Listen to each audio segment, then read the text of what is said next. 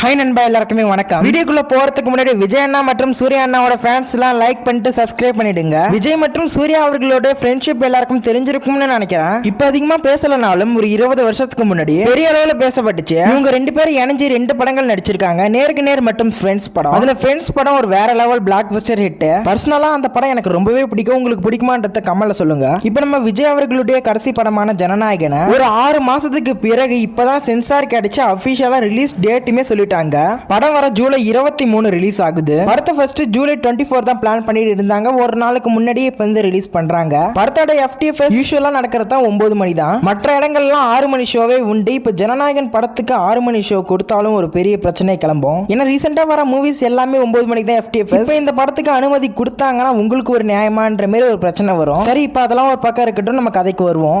July 23 Jananayagan release. அதே same டேல சூர்யா அண்ணாவுக்கு பர்த்டே. அதனால சூர்யா அவர்கள் பர்த்டே அன்னைக்கு ஒரு மிகப்பெரிய சம்பவம். ஒன்னு சொல்ல மறந்துட்டேன், நம்ம சேனல் சார்பா அட்வான்ஸ் ஹாப்பி பர்த்டே சூர்யாண்ணா. அதனால அந்த நாள்ல எந்த பிரச்சனையும் இல்லாத சூர்யா அவர்களோட பர்த்டே ஒரு பக்கம் இருக்கட்டும், ஒரு பக்கம் ஜனநாயகன் ரிலீஸ் ஆகட்டும், ரெண்டுத்துக்குமே சப்போர்ட் தான் பண்ணணும். ஏன்னா அப்படி சொல்றேன்னா ரீசெண்டா சோஷியல் மீடியாவில் நானும் பார்த்துட்டு இருக்கேன். சூர்யா அண்ணா ஃபேன்ஸும் விஜய் அண்ணா ஃபேன்ஸும் அடிச்சுக்கிட்டு வராங்க ஆன்லைன்ல. இவங்களை திட்ட இவங்க அவங்கள திட்ட அப்படின்ற மாதிரி போய்கிட்டே இருக்குது. இதெல்லாம் ஸ்டாப் பண்ணிடுவோம். அவங்க 2 பேருமே ஒரு நல்ல ஃப்ரெண்ட்ஸா தான் இருக்காங்க. அதனால நம்மளுமே அடிச்சுக்கலாம் கூடாது. ஜூலை 23 ஜனநாயகனை செலிப்ரேட் பண்றோம். சூர்யா அண்ணாவுக்கு விஷ் பண்றோம். ஆகஸ்ட் 14 விஸ்வநாத் அண்ட் சன்ஸ் வருது. அதனால அந்த படத்தை போய் செலிப்ரேட் பண்றோம். அவ்வளவுதான். நான் சொல்றது உங்களுக்கு சரியா பட்டுச்சுன்னா இந்த வீடியோக்கு லைக் பண்ணுங்க.